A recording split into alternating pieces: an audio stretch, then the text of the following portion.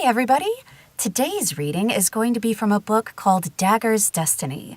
It is the sequel to a book called Apollo's Raven that I narrated last year, and they are by Linnea Tanner. Now, when we last left our heroes at the end of Apollo's Raven, we have Catrin, a princess, a Celtic princess, who has pledged her love to Marcellus, who is a Roman noble. And at this prisoner exchange, things go horribly wrong, and lots of people end up getting hurt, including Catrin's father, the king. Because she aided Marcellus in the whole exchange, she is now being branded as a traitor. And we are going to start with Chapter 1 right off the bat and just dive right in.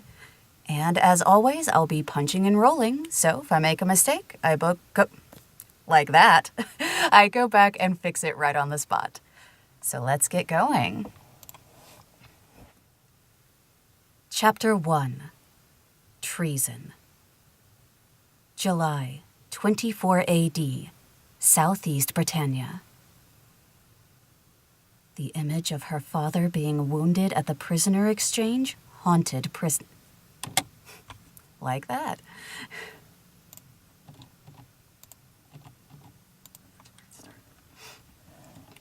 Wounded at the prisoner exchange haunted Princess Catrin as she entered the cave's dank womb where warriors had secretly carried the casualties. Under the illumination of a flaming torch, she found several men hovering over the king's motionless body. She feared the decision to use the dark forces of the ancient druids to alter the future could doom her father and people. Catrin trembled as she knelt by her father and studied his blood-smeared face. A chill of foreboding sliced down her spine. Just that morning, she had made love with Marcellus on what could be her father's deathbed. She placed the palm of her hand on his forehead. His skin was cold and clammy, but he was still alive. Feeling the bloody streaks on his tunic, she pulled her fingers away and turned to Kynric, the king's most trusted guard. "Help me remove the tunic. I need to stop the bleeding."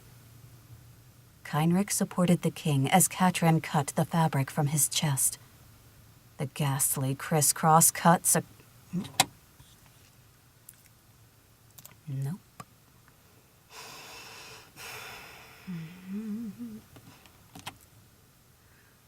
The ghastly crisscross cuts and deep abdominal gash made her cringe. A stench like rotten eggs assaulted her nostrils. King Amren fidgeted. "Fetch my druidess." "No!" Catrin snapped. "Agrona is a traitor. We can't risk letting anyone know we've rescued and are tending you. There are herbs near the wall that will help reduce the swelling." Catrin clasped her father's icy hands and noticed his sunken, bloodshot eyes. She looked to Kynric. "Heat a knife so I can seal his wounds. I also need water from the river." "Do what my daughter says," rasped Amren. Kynric pointed to the cave's opening. "I'll start a fire over there and get some water." Yeah, Scottish is easy. "I'll start a fire over there and get someone to fetch the water." While Kynric prepared the fire, Catrin rummaged through several pouches, searching for the proper herbs. After a warrior returned with a bucket of water, she soaked several strips of willow bark in the container, then crushed dried blackberry, borage, and sage.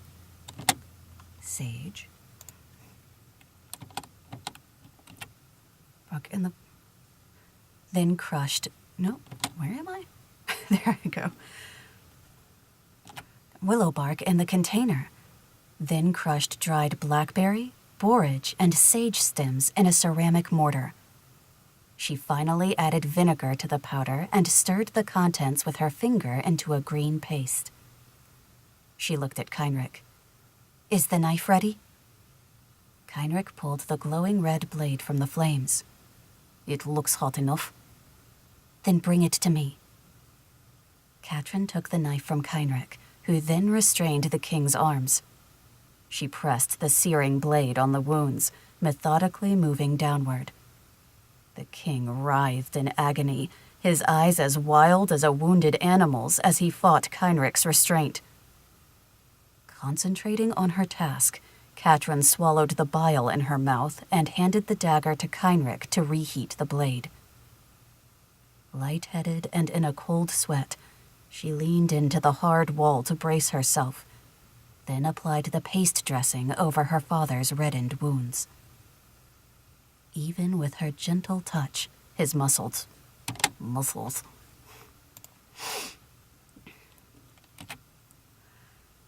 Even with her gentle touch, his muscles flinched. Observing the anguish on his face, she placed a blanket under his head and gave him chamomile and poppy and water to ease his pain. She continued the treatment by placing bark strips on the dressing until the king's grip around her wrist stopped her. I want to redo that.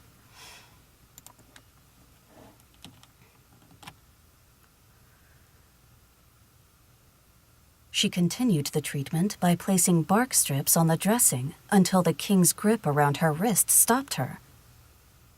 "We need to speak about Marcellus," Amren said with a growl from deep within his throat.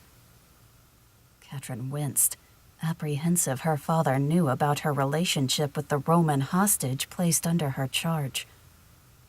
She warily studied the king as he closed his eyes and breathed deeply. Or words. Words work.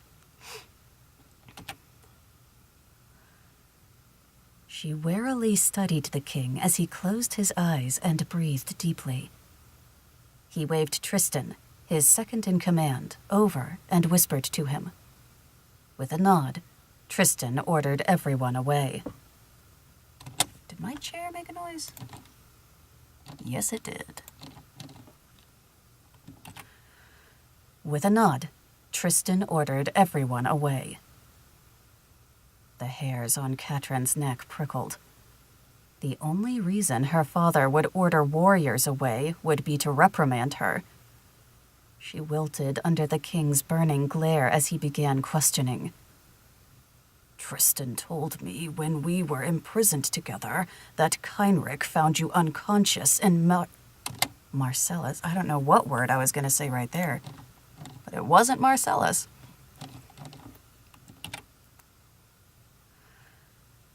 "Tristan told me when we were imprisoned together that Kynrick found you unconscious in Marcellus's arms. I want to know what happened between the two of you."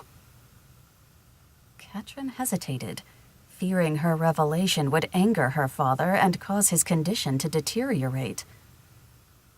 "You should rest now. We can discuss this later." "No. Tell me now," Amren snapped.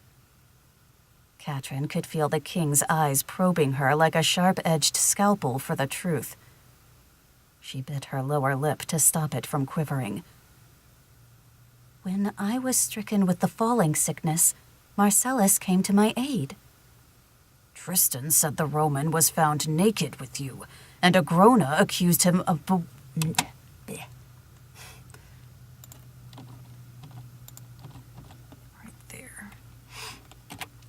naked with you, and Agrona accused him of bewitching you with an amulet." "Marcellus had just finished bathing," Catrin answered, suddenly feeling queasy. Amren cocked an eyebrow. "Bathing?" "Yes." "And that is all that happened?" Catrin froze under her father's cold stare. "Answer me!"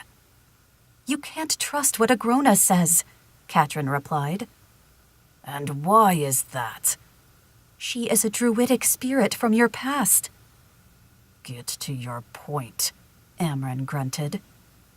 "Remember Ron, your former queen? She possessed Agrona at the time you executed her for treason." Amren's brow furrowed.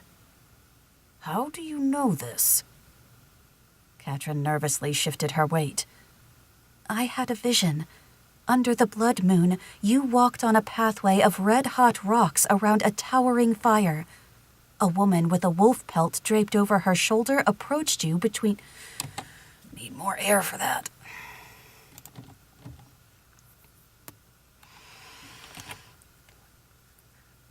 A woman with a wolf pelt draped over her shoulder approached you between two lines of people chanting, "Ron, Ron, Ron." What did this woman look like? She had coppery hair and wolf-like eyes, just like Merrick's. He was also there, just a few feet in front of her. He looked to be about 8 years of age. A lump formed in Amren's throat. What did you see next? You accused the woman of treason and cut off her head with your sword. Her head flew off and through the arms of a girl standing next to Merrick. The girl was a Grona. Amren, not Armen. Was a Grona. Amren interjected, his face now as pale as a corpse. How do you interpret the vision? When a Grona touched the severed head, Ron's soul entered her. When I confronted a Grona about it, she drugged me so I wouldn't tell others. She also wanted to steal my powers. Catrin cringed, recalling the slimy feeling of Ron's thoughts crawling in and out of her mind like a maggot. Amren mumbled, as if struggling to comprehend what Catrin had just told him, and then continued. I believe the gods speak through a Grona. She was born mute, but spoke for the first time after Ron's execution. A Grona declared me to be the king of truth and light. I implicitly trust Implicitly trust. I implicit, not implicit, and light.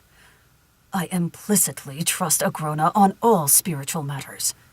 She has told me things only Ron would have known. She tricked you just like she tricked me, Catrin said. I'm not so sure. Amren squeezed his eyes shut and groaned. Give me more poppy for the pain. Catrin brought the cup with the poppy mixture to her father's lips. Moments later, he relaxed and asked her to help him sit more comfortably. She helped him lean against the stone wall. Though he spoke more slowly, his voice seemed stronger as he continued his questioning.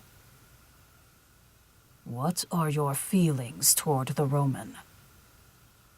Catrin couldn't answer, her stomach twisting into knots from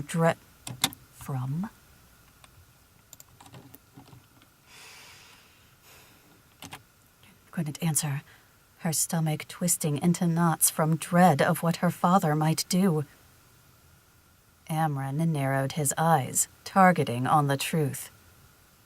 Tristan told me that your mother questioned Marcellus about what he had done to you before you were found stricken with the falling sickness. He confessed that he loved you, and that you had both... had... This flippin' chair, man. It's not done this before. Sit differently.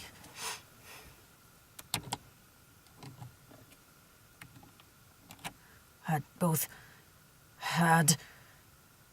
With a sob, Catrin blurted, "Yes, I love Marcellus." Amren frowned. You did this knowing I was negotiating your betrothal to Canobelin's son? A wavering shadow cast by a burning torch seemed to descend on Catrin. Shaking, she said, "Yes, I felt betrayed you did this without telling me." What in the name of the gods have you done? Amren grimaced. Your mother showed Tristan the dagger inscribed with Ron's curse. The blade glowed as if it had just been pulled out of a furnace. Words melted away as others were being formed. Your mother, afraid the curse was again altering, locked the dagger away to stop the transformation. This revelation stunned Catrin. Amren then accused, "I believe you altered the curse when you slept with the enemy." Dumbstruck, Catrin shook her head in denial. No, this can't be. Our love is blameless. Something else caused the curse to alter. Speak! Catrin knew that no matter the consequences, she had to tell her father what shifted the curse. Altering the curse has nothing to do with Marcellus. When you were gone, the raven, my raven guide, explained how the powers of the ancient druids worked. What powers? Catrin drew in a long breath and exhaled slowly. Too much spit.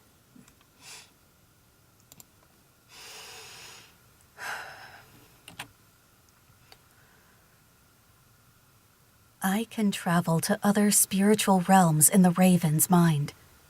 One place is a transitional barrier where the mortal world and the spiritual otherworld join. It is called the Wall of Lives. On its surface, life threads for every living human weave in and out of a fluid tapestry. This is where the past, the present, and the future merge into one.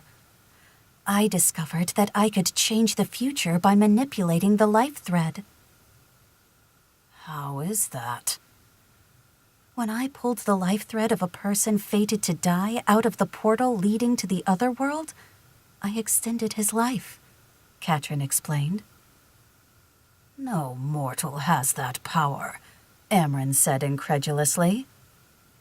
I have that power, but I don't know how extending a person's life will impact the future. Whose life did you extend? Mine? Asked Amren. Catrin's voice cracked with emotion. I saved Marcellus. Cursed gods! Amren's eyes blazed with fire as he pointed to the gash in his belly. This wound was inflicted by your lover's blade. He almost killed me. A sense of dread overcame Catrin. Marcellus couldn't have done this. He knows how much I love Father. Why hadn't I foreseen this? She averted her eyes from her father. I never meant to harm you. Amren snarled. But I just saw Marcellus fall with an arrow in his chest. No, Father, he is alive. I rewove his life thread so the death arrow wouldn't pierce his heart.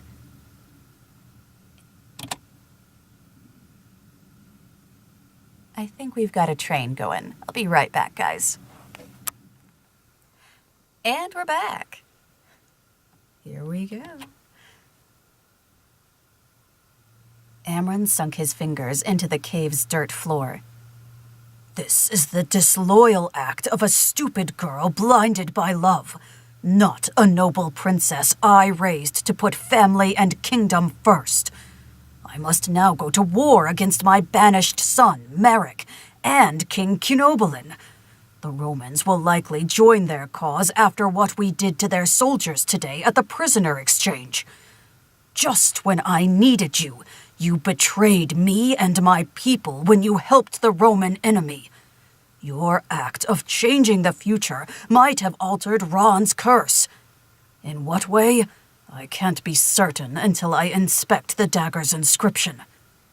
You've left me with no choice but to charge you with treason.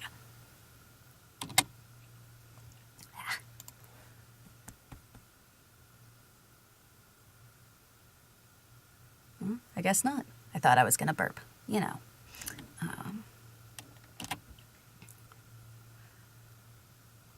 Catrin felt as if a mule had kicked her in the stomach. She gasped. Father, you can't do this. I can and I will, Amren said coldly. I will serve you the same justice as any subject who betrays me. Have mercy on me, Catrin implored, grasping her father's hand. I will do anything you ask to regain your trust. Amren's face softened for an instant. But then his glacier blue eyes hardened. "Tristan!" The commander walked from the shadows. Amren's face turned leaden. "Detain Catrin as a prisoner until her trial."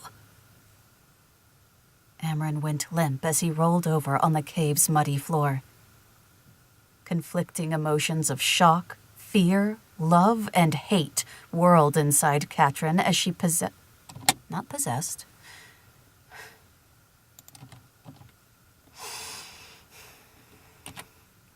And hate whirled inside Catrin as she pressed her trembling fingers on her father's neck. Feeling no pulse, she pressed harder. Suddenly, the king swatted her hand away. She recoiled in terror when her eyes... his eyes. And away. She recoiled in terror when his eyes fixed on her like a venomous snake. "Tristan, take my daughter away now!" Horrified, Catrin pleaded to the commander for mercy. In his scowl, she could sense none. Tristan clenched her arm and dragged her to the cave opening. Once outside, Tristan ordered a warrior to bind her to a tree until the next morning, when they would return to the capital. In the long night's gloom, unforgiving rain washed the tears away. There it is.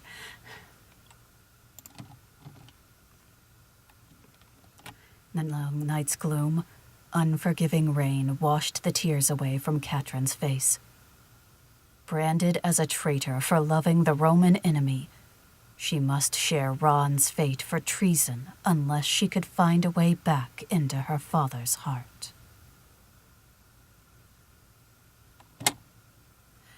And that is Chapter 1 of Dagger's Destiny. I hope you guys enjoyed it, and hope you check out the book when it's done. Have a good one.